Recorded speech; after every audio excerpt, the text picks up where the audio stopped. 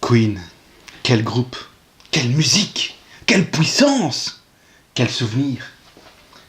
Probablement le meilleur groupe du monde, surtout avec son chanteur Freddie Mercury, avec sa voix incomparable, d'une puissance exceptionnelle qui soulevait les foules. Bienvenue dans cette nouvelle critique à chaud, critique du film Bohemian Rhapsody, la vie romancée de Freddie Mercury depuis son arrivée dans le groupe Smile jusqu'au Livehead de Queen, romancée vue par Brian May.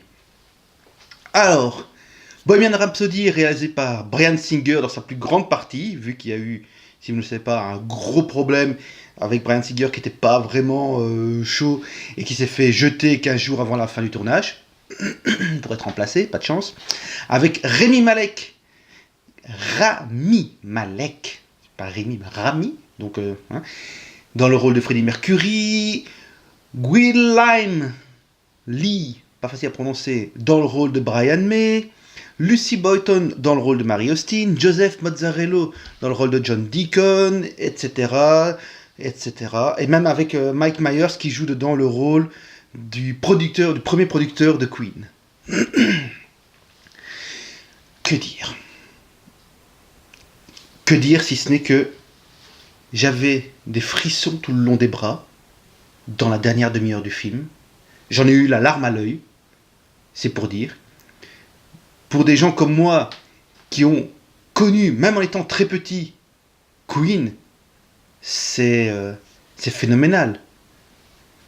Ce film est vraiment romancé parce que il semble beaucoup trop sage par rapport à tout ce qu'on sait réellement de Freddie Mercury. Mais bon, après c'est pas grave.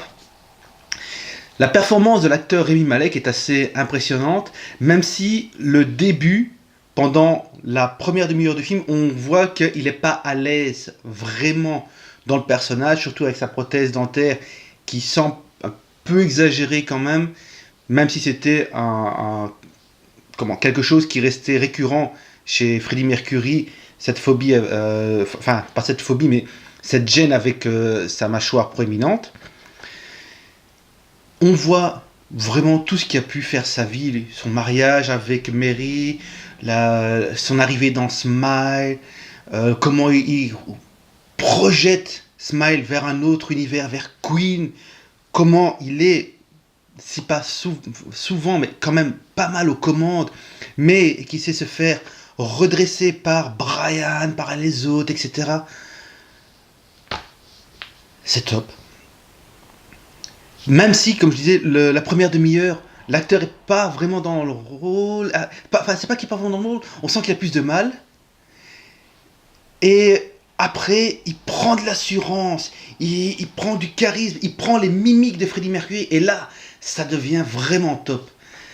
À partir du moment où il commence à enregistrer l'album Night at the Opera, c'est vraiment du grandiose. Le film vraiment prend une nouvelle atmosphère.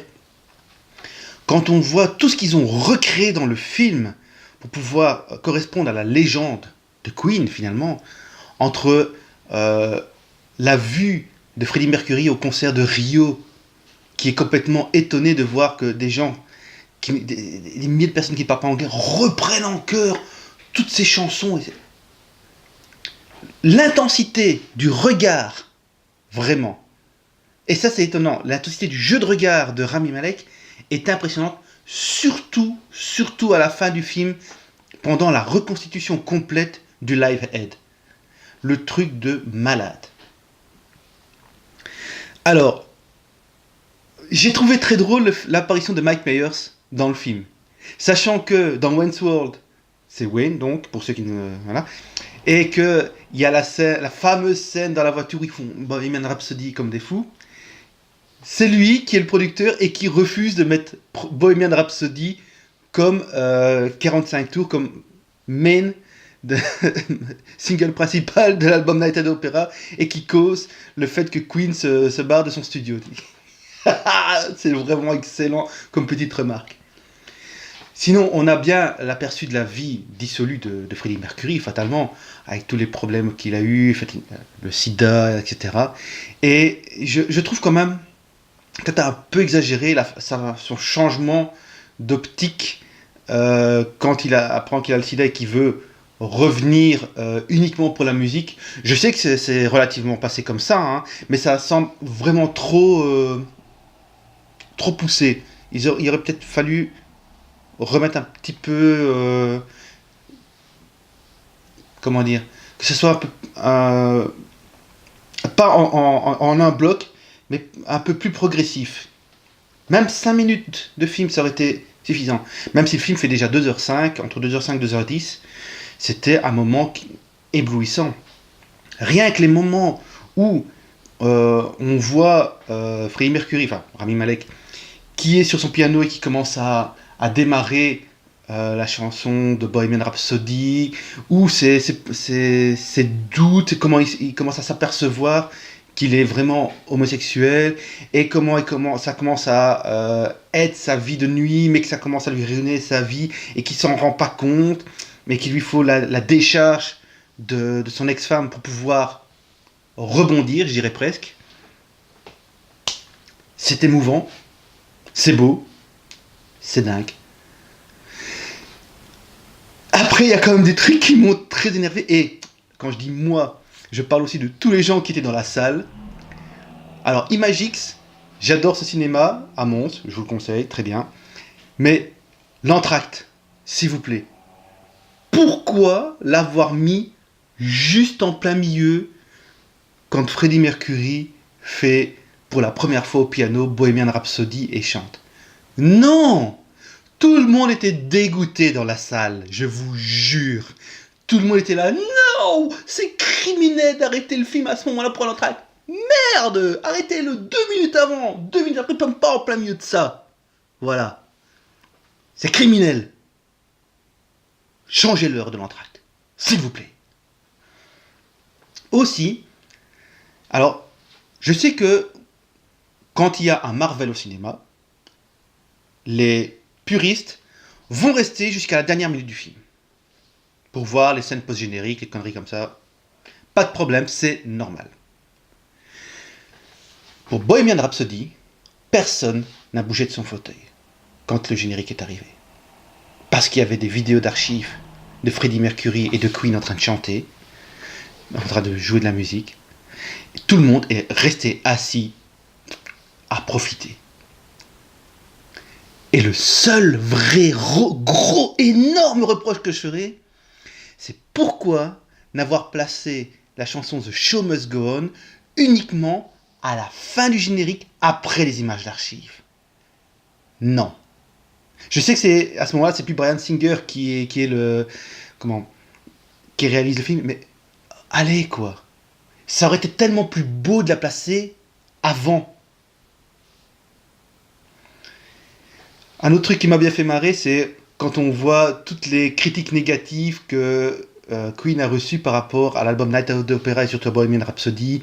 Pas de musique de qualité, des trucs qui ressemblent à rien, etc. Et de voir comment ça s'est bien passé, c'est vrai que c'est étonnant. Et curieusement, dans la salle où on était, c'était principalement des gens au-dessus de 35-40 ans qui venaient retrouver une partie de leur enfance, ceux qui ont vu les concerts, etc. Et je voudrais justement vous mettre un petit extrait d'une interview que j'ai faite d'une dame qui était présente, qui elle a vu beaucoup de concerts de Queen sur place, donc elle avait fait les concerts de Queen à l'époque, et elle nous parle de son émotion ressentie durant le film. Je sors de la salle, je viens de voir Bohemian Rhapsody. Je suis un peu émue encore parce que ce film est époustouflant. Si j'ai une conclusion à faire, c'est un frisson du début à la fin. Et j'ai pas su m'empêcher de verser une larme parce que moi j'aime Queen depuis mes 17 ans. Et l'acteur est formidable. Et j'ai vraiment retrouvé toutes mes émotions de quand j'entends le groupe chanter. Franchement, c'est un film magnifique.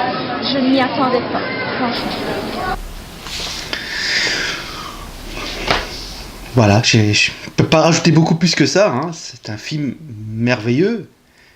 un peu trop léger au début, un petit peu trop romancé peut-être, mais la performance sonore, la performance d'acteur, même si j'ai été étonné de voir que Rami Malek a 2 cm un peu plus petit que Freddie Mercury, et pourtant, quand on le voit, il manque un peu de carrure.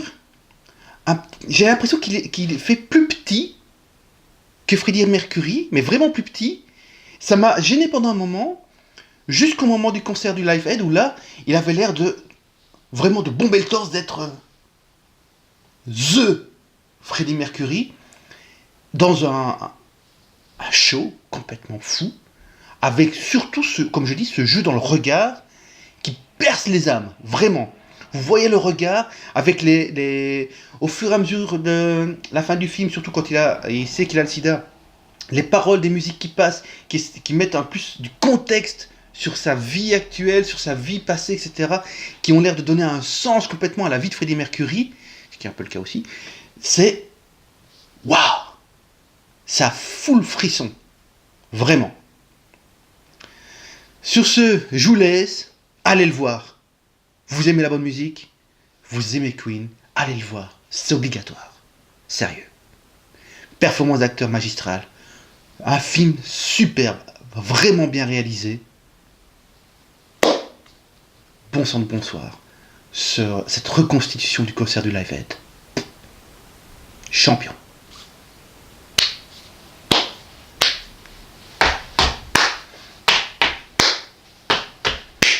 On se voit pour une prochaine critique.